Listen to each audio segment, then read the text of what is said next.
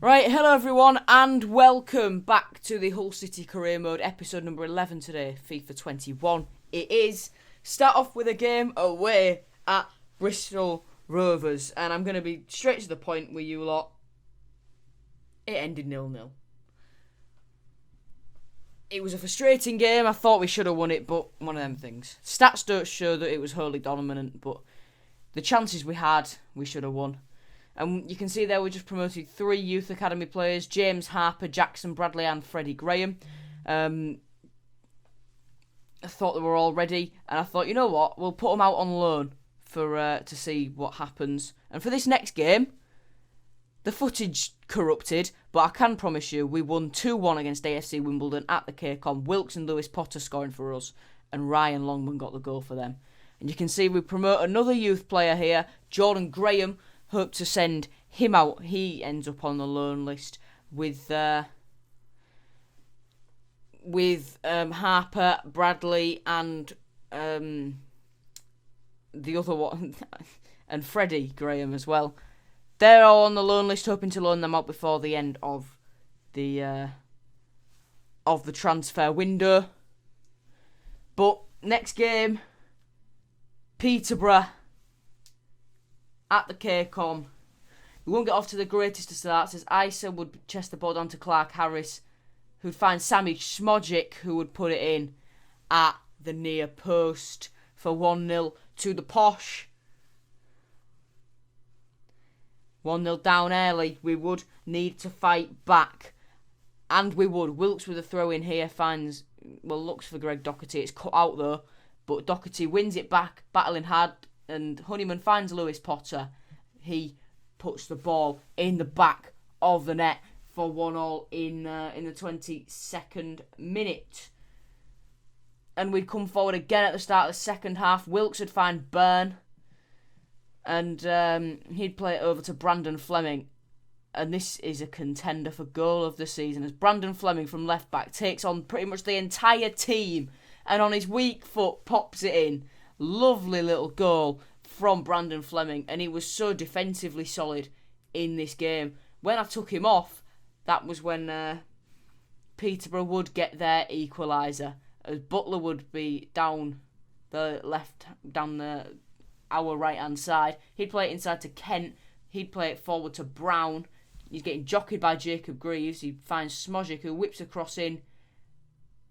What happened there, I don't know. Reece Beck tried to overhead kick it, and then Callum Elder just forgot how to head a ball. So 2-2. That's a draw. That's a draw and a loss in the 2 games we've actually managed to, that you've seen in this episode. Of course, the one that we've won gets corrupted. But yeah. Anyway, transfer offer for Device here from Besiktas. So I thought, have they got anyone who we could take? No, not really. So I tried to get 3.5 million from Besiktas. They said no. So I said, you know what, we'll go up. We'll go down if you come up. They didn't, and I asked for too much, so they stormed out. And then Celtic came in, offered lower, so I was already fearing the worst. Again, there was no player that would feasibly be alright enough. Karamoko Dembele is someone I've been scouting, but we'd need a replacement centre-back if we were going to let Jordi Device go. So I went for 3.5 million again. They went lower than Besiktas did, so I was already not too pleased. 3.4, nope. So then 3.3, nah, didn't fancy it. Anyway, we move on then to Crewe. The game which earlier in the season, I think it was episode 6, my controller broke mid-game. Now, I can tell you, the controller did not break. Look, it's still, you can hear it.